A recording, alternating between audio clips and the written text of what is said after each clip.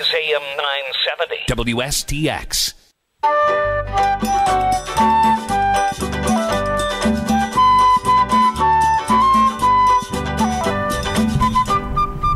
All right, good morning again. This is Wayne Bully Peterson in the bullpen, and we have some guests here. Our guest here is from the YouthBuild program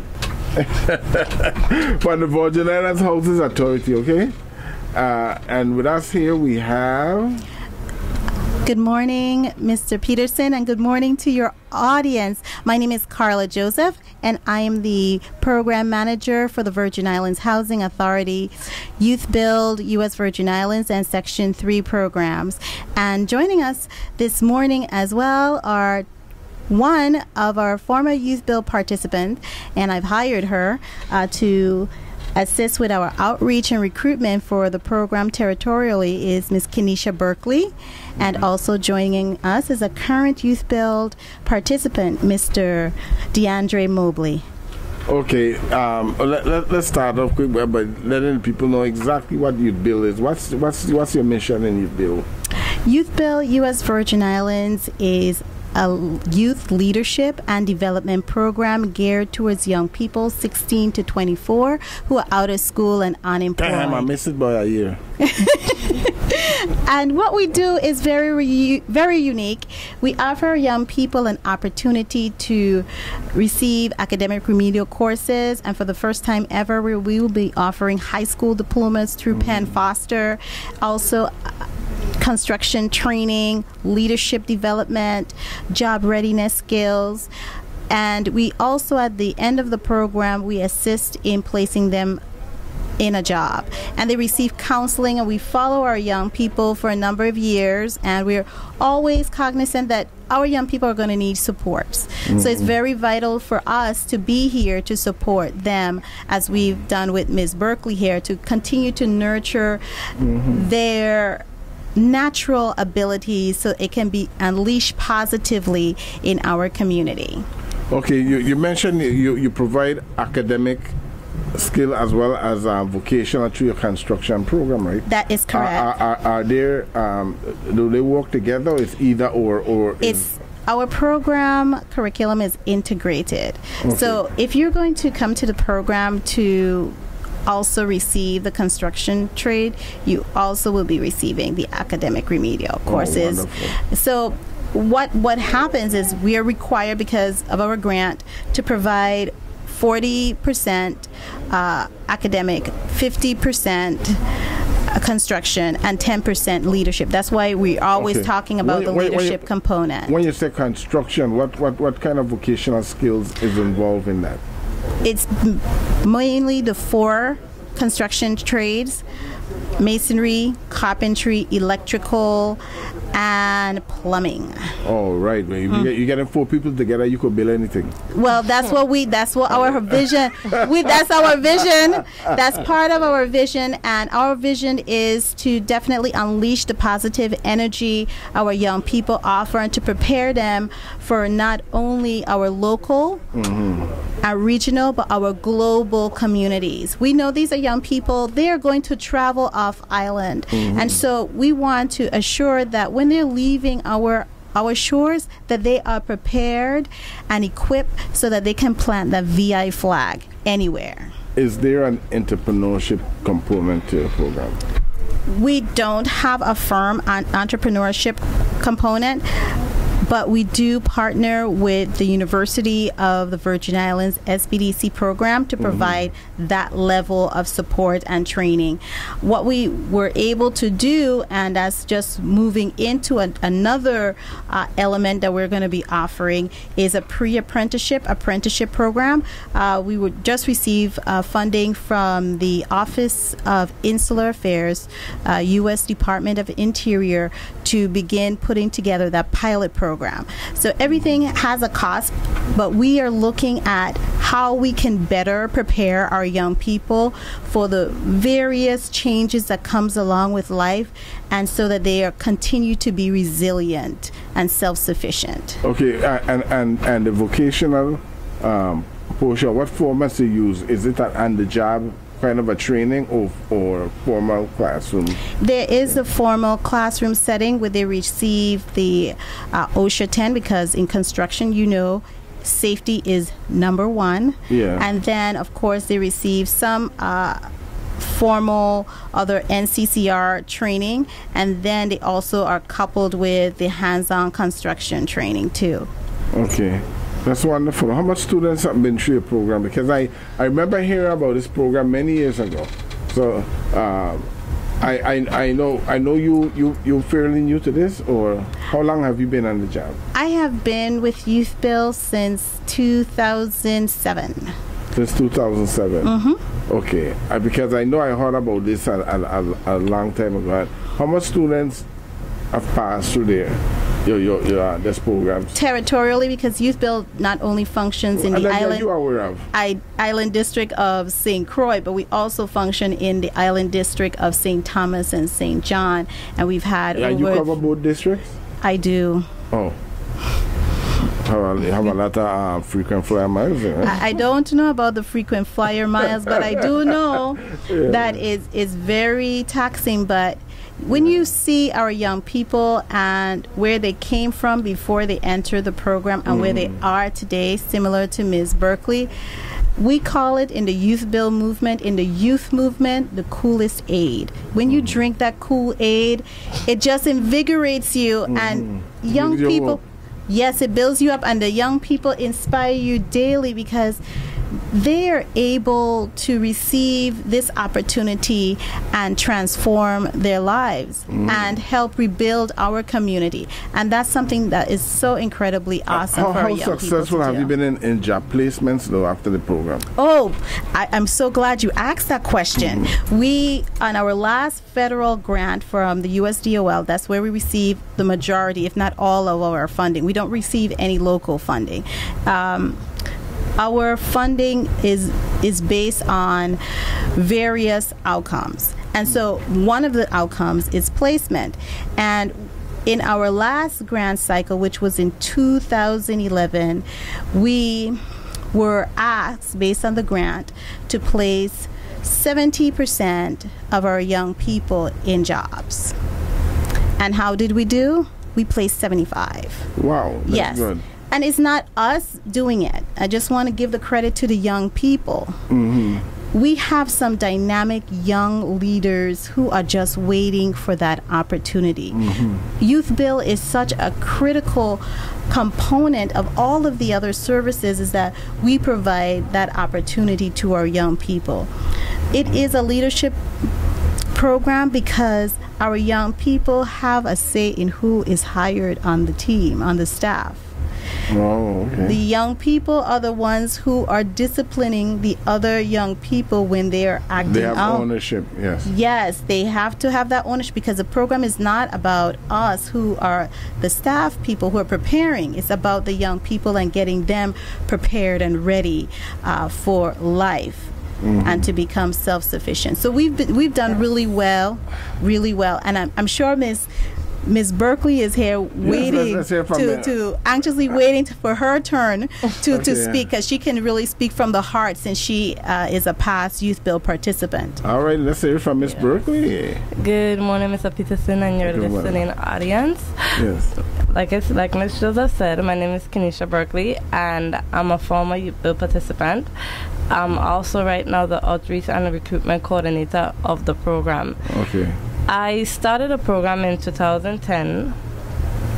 You know how when we're young, things tend to turn off. My problem was my school setting. I didn't like the classroom setting. There was not much attention.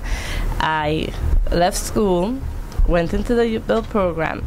It's a smaller class, and you're more focused on in the YouthBuild program. Okay. And while I was there, before I actually joined, construction wasn't my thing. It was not my thing. When I joined, I started to do my training in construction, and I would have to say, like, now I'm on my own. I live on my own. I can fix my door hinges by myself. I can do my window operators. I could fix the flap for my toilet.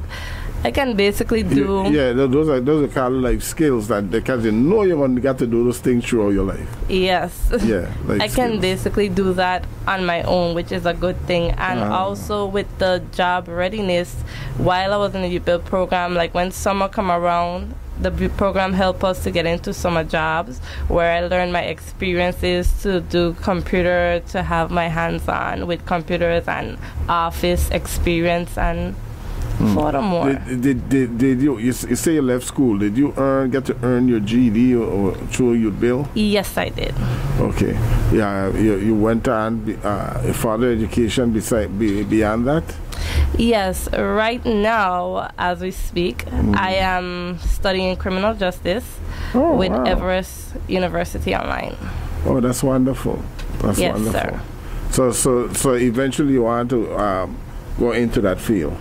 Yes, I want to actually go in to be a social worker for juvenile, so I could help out the young teenagers. Okay, yes, you're along the same line like with YouthBuild. Okay, I see you were inspired by the YouthBuild experience. Yes, I was. Okay. I wouldn't lie about that. I was. Okay, that's wonderful. And you also have an active participator in the YouthBuild program now. Talk to me, my brother. Talk to me. Tell me, what's your experience? What have your experience been like? Good morning. Good morning. My name is DeAndre Mobley. My experience from the YouthBuild program, it's going very well. I already done learn my carpentry, still learning more. And which area are you from, St. Croix? No, I'm from St. Thomas. From St. Thomas, okay. Yes, just moved over St. Croix last year. Oh, okay. Yes. Okay, go ahead. But from my experience so far, I'm liking the program. They're getting me to where I want to go, putting me on the right path.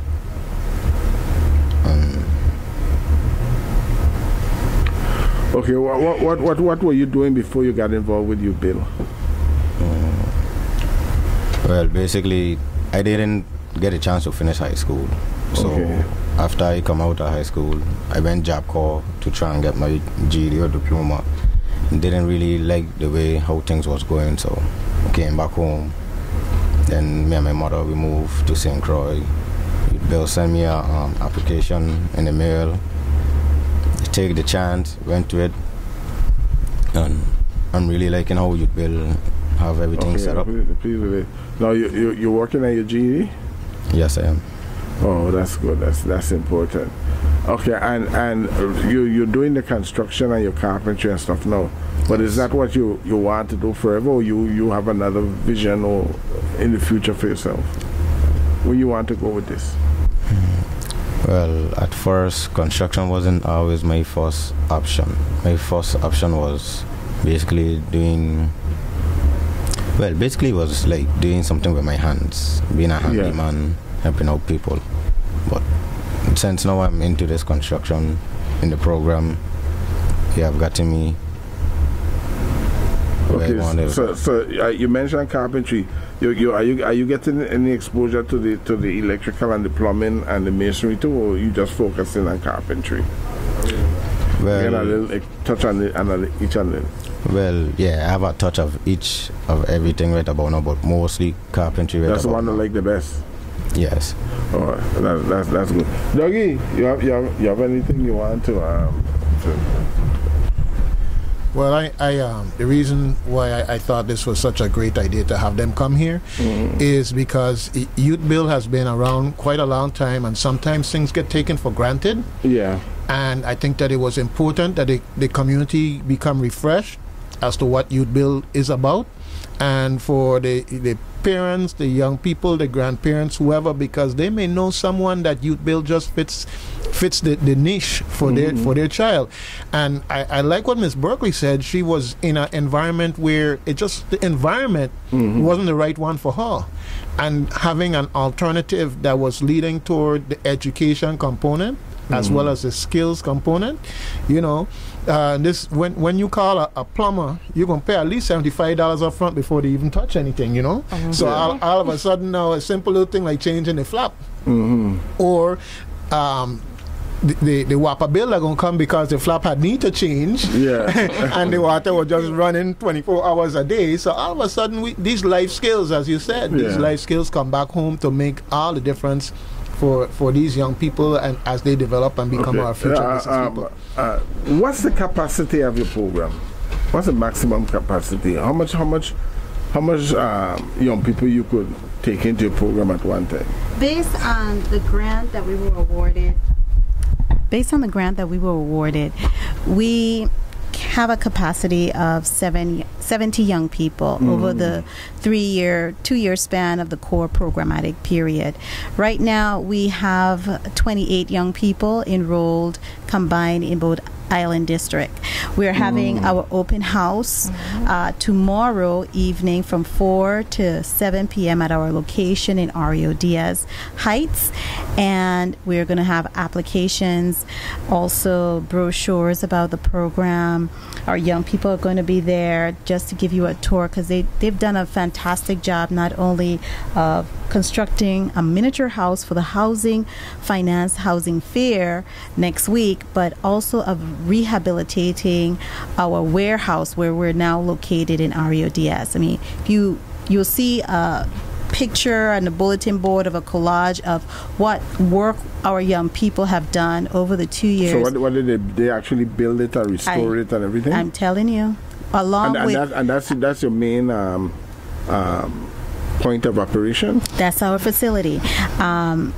And so they have done a fantastic job in doing that. And this is not this cohort only, but previous cohort have done that along with our key construction partner. And I have to really give it to them because they have stepped up time and time again.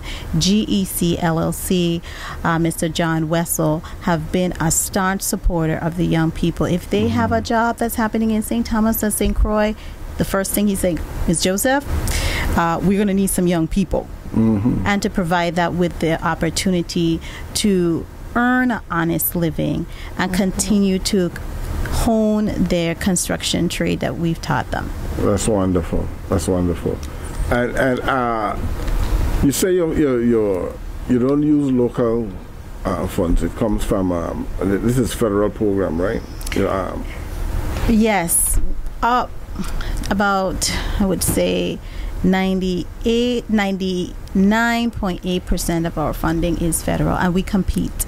Mr. Peterson and Senator Canton is not an easy competition because we're competing. The last go round, we competed with over 700 applicants.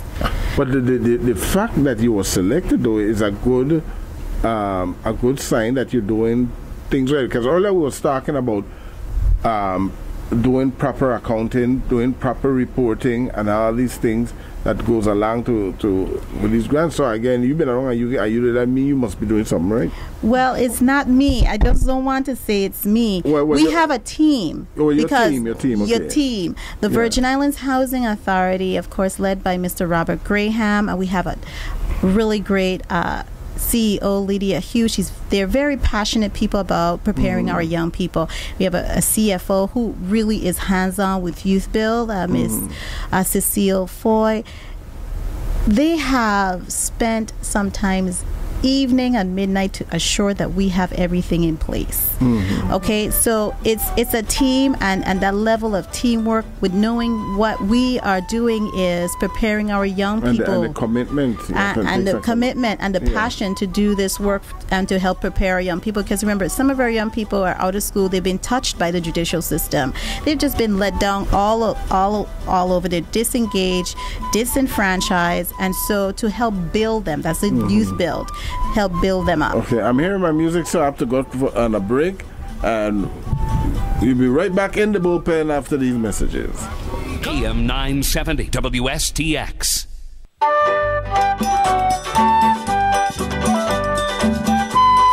The bullpen is back, and we're here with our guest from YouthBuild and Miss Joseph. Yes, you did mention after that you did get another grant from another source. Yes, this would be in 2010. We competed for a grant through the Bill and Melinda Gates Foundation. Just to give you some context. Right, and that's Bill Gates and his philanthropic program that he have giving away money all over the world. Well, you have to, yes, he does give money and donations to worthy causes. Yeah. And what happened is the Virgin Islands Housing Authority YouthBuild program is a part of a national YouthBuild movement. And they have YouthBuild USA, which is a nonprofit, and YouthBuild International, which have YouthBuild sites located in Mexico, also Trinidad, China, India. So this is a huge thing. And we are the only territory that has any type of YouthBuild funding, any type of YouthBuild affiliation, and know that our islands is where they sometimes come for their directors' fellow meetings. Okay. So they know about the U.S. Virgin Islands YouthBuild program, and they're very supportive. So with the Bill and Melinda Gates Foundation grant, because of our affiliation with YouthBuild USA, we were able to apply for that grant. If we weren't affiliated to YouthBuild USA and it was just a housing authority, we would not have been eligible. Okay. Because we are an entity, a government entity, but because we were affiliated with YouthBuild USA, we were able to apply for the grant and receive the grant. Okay. And Ms. Berkeley has a tale. 2010, she was actually a participant in the YouthBuild program, and we had a site visit. And I'll allow Ms. Berkeley to tell that tale, that story. Yes. Well, first off, I'd like to say to get a grant, from my experience, it's a lot of work, and then at times you don't even know who's coming to actually see what's going on. It's not just like Ms. Joseph just writes it and sends it and we wait for a response. They come in to check to see. If everything is going good or what's not. And one morning where we were in an apartment in Oswald Harris Court over in St. Thomas. Oh, you from St. Thomas also? Yes, I am. Okay. Yeah, and we were over there laying tiles and painting a unit to get ready for somebody to move in. And the lady came. And when she came, Ms. Dickerson, when she came, we had no idea who she was. She just came in, she walked around, she asked questions, she asked us how we're doing that, how we're doing this, what do we have to do to get that way, and she basically spoke to everybody. And then she went back to Ms. Joseph and report on how we was doing in the apartment. We didn't know who she was. We don't know what she wanted. She just came in, she asked questions. And by the time she did that, she went back. Then she said we was accepted for the grant. Yeah, she recommended you for the grant. Yeah. Well, that's wonderful. That's wonderful. Because you see that show you why it's so important to be respectful. You understand? You don't know. You be kind. You understand? You don't know who you're gonna run into in life. You know, that person might just be an angel. Yeah. But I'm glad to see that and I guess she was impressed. That tells me that you guys were doing some high quality work that impressed her. Yes. Oh, that's wonderful. And I'm a very sociable person, so when she came, I was into the conversation with her. That's right. Okay. Ms. Berkeley? Yes, sir. As a young person in our community, what type of interaction you have with your peers as far as what you do and talking with them? What type of questions do they ask you about your job and what you do and what YouthBuild does? Well, basically they just ask me like what we do up there and what my position is about. And when I'm talking to them and I'm engaging them about the program, most of the times I tell them my experience with the program. And I also give them advice as in when it comes to the GED, it's not easy. It's not an easy test at all, because I did my pre-test like about 3 times. The third time is when I passed my pre-test, and I took the GED itself twice before I actually passed it to get my GED. So I basically just tell them like, so don't give up, because the test is hard. I'm not gonna lie, it is hard. But with the studies, and then when you come into YouthBuild, because when I first came into YouthBuild, science and social studies was not my main subjects. And after the studies with the teachers and the more focus on it, by the time I went back the third time, my social studies and science was the highest score on top of my GD. Wow. Wow. Yes, it was. That's good. You know, it's this kind of guidance and thing that becomes so important. Thing. But how far along you are with your you say you're studying criminology. Criminal justice, yes. Criminal justice. How far along you with that? Well, my graduation date is actually set for sometime in June 2016, so it's right around the corner. All right, just coming up soon. Yes, right around the corner. Okay. Well, you know, the one thing that's clear from all of this, Bully, is that as a young person, you really have choices. And sometimes it's the choice that you make may be not the best choice, but it's not the end of the world. It's something you bounce back from, and you make another choice, make another decision. And that's what I like about YouthBuild, is that it really gives them an option to do good things, but a different venue that might fit That's them right. better. And like I started out telling this man, you know, we make choices in life, and we just have to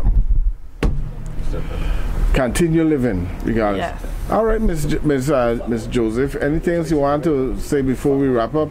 I just want to let the audience know, and for you to know, some of the thing that is really critical about the program is our core value. That's like our stamp of what we do at the core. You know, we have the core of the earth, and it is part of what is a part of us as YouthBuild, and we demonstrate it to our young people as we prepare them. It's diversity. Make sure that we have a diverse group among us. It's also discipline.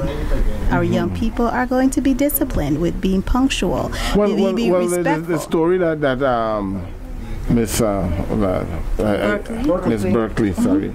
The story that Miss Berkeley told speaks to exactly what you're saying, because I mean, that lady came in, they were very respectful, they were very engaging, and she was impressed. And the next one is the integrity. That's a critical part. If we say we're going to do something, we got to do it, because the young people are going to come and say, Ms. Joseph, you didn't do this. Yeah, they'll remind you. They will remind me, and when is this going to happen? And the overarching is love. We definitely provide our young people with the love. And I'm not talking just the soft love, but that's the tough one. Sometimes it pains my heart to give it out, but it has to be done, because this is how they are going to be prepared for life's journey. We know, because we have... Talk about that before you go. What's your success rate? Our success rate is about, I would say, 75%. Okay. Even with our earning a high school diploma, nationally certified certification, NCCR, also our ability to increase our young people numeracy and literacy rate. And we've, in the past grant, we had 0 recidivists. I mean, none of our young people who had committed and were convicted of a crime recommitted while they were in the program. Okay, that's wonderful. Well, we're running out of time now, sir, but I want to thank you for coming. Thank you for having us, and thank you for bearing with us. We flew over here from St. Thomas on the whole hopes of being able to promote our open house tomorrow. So if I could just let the listening audience know that we're having this fantastic open house tomorrow evening from 4 p.m. to 7 p.m. at Ario Diaz Heights, and we're going to have some refreshments. Our young people, they are the ones who put together food? Yes, some light free food come. light refreshments. We're gonna have some light refreshments, and our young people will be more than able to give you a a tour. I mean, they're looking forward to seeing a lot of young people from our community coming out. Yeah, he have free food. You got Tupperware. You walk with Tupperware, right? Yeah. Code 45? Yeah. Code 45, we need to show up with the Tupperware. Tupperware and plastic bag. If it's a code for free food, we got Tupperware. We'll travel. Now, if it's a code 66, we got to bring the juice containers too. But if it's just a 45, we just come in with Tupperware. All right, Mrs. Joseph. So, I want to mention free food. Robert going to show up tomorrow. Yes, I'll be there. Okay. All right. Well, I wish you success. And thank you so much, and thank you, Senator Canton, for your help and your just diligence, and for being able to help put us on air today, and the opportunity to speak to you and see you, Mr. Peterson, live and directly in person. I hope I didn't disappoint you.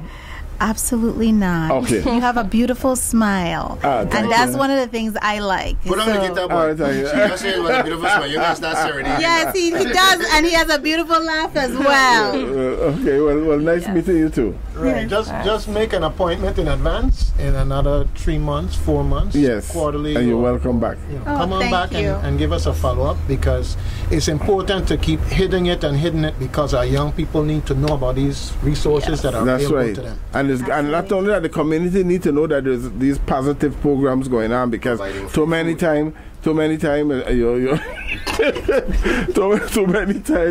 all you hear is a negative, and the young people like this, but it's just refreshing to hear a successful program like this is in place. Yes. Free food. Yeah. All right, Robert, you're your free food. Where you coming on next in session? Tell me, what we got coming up next? Listen, they go want to hang around for this one, because we're going to dive into the New York Police Department and a few other little things that are in my craw.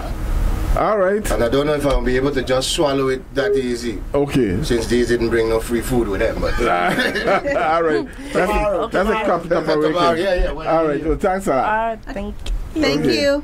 All right. We're coming to the end of the bullpen now.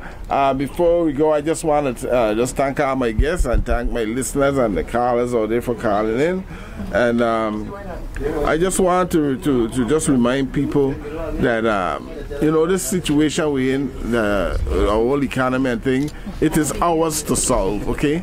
And programs like this one and other programs is the way to go about it, all right? But the power to solve this problem is in us as people, individual, not necessarily government like that. Government has a role to play, and we all need to do what we could to have a successful government. I agree, but we have to have confidence in ourselves. We have to believe in ourselves, and when we start to do that, then we'll start to find solutions, and once we start to accept responsibility also for decisions that we have made in the past and not just blame it on government, hey, we can solve our problems, okay? Until next Thursday morning, 8 o'clock, let's all be productive. All right, bye. See ya.